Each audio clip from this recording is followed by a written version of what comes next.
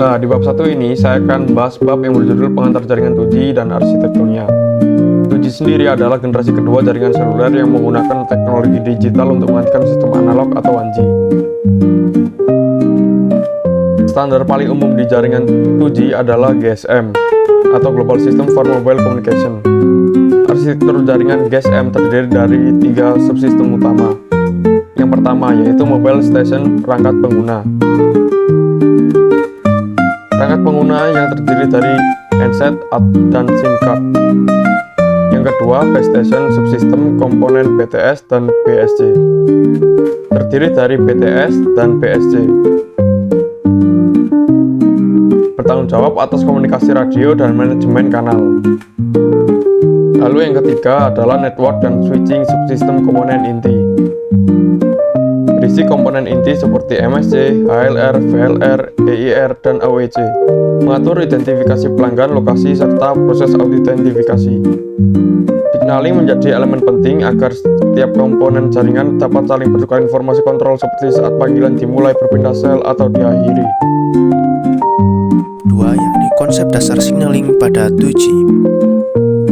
Signaling adalah proses pengiriman informasi kontrol antara elemen jaringan untuk mengatur, mempertahankan, dan mengakhiri koneksi komunikasi. Terdapat 2 jenis signaling utama, yakni sebagai berikut. Yang pertama, in-band signaling, pengiriman sinyal kontrol. Yang kedua, out-of-band signaling, yakni menggunakan jalur khusus. Dalam GSM, signaling bekerja pada control plane, sedangkan komunikasi suara berada pada user plane. Jenis-jenis signaling pada GSM. Yang pertama, BCCH menyebarkan informasi sel ke MS. Lalu yang kedua, RACH untuk akses jaringan oleh MS. Lalu yang ketiga, SDCCH untuk signaling saat call setup. Lalu yang keempat, SACCH membawa info pengukuran dan kontrol.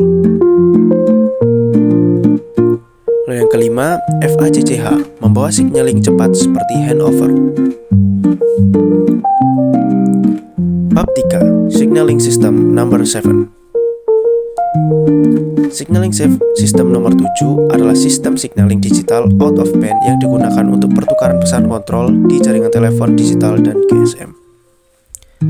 Lapisan protokol SS7 meliputi sebagai berikut. 1.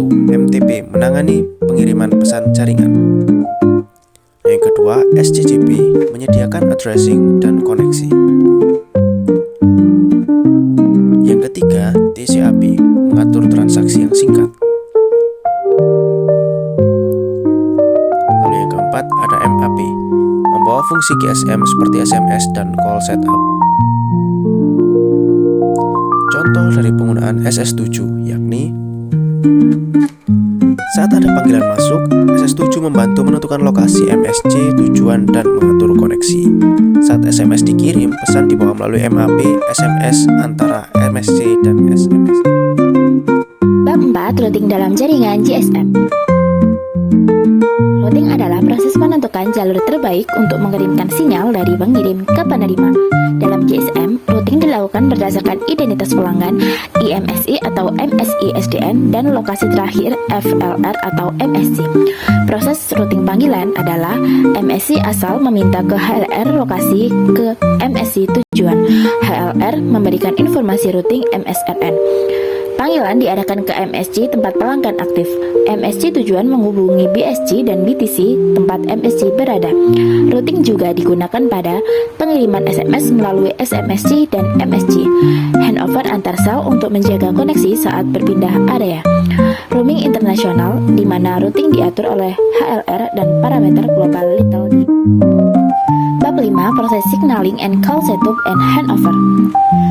Proses call setup yaitu MS mengirim permintaan akses melalui RACH, BTC merespon melalui AGCH Access Grant Channel, MS menggunakan SDCCH untuk autentikasi dan alokasi kanal.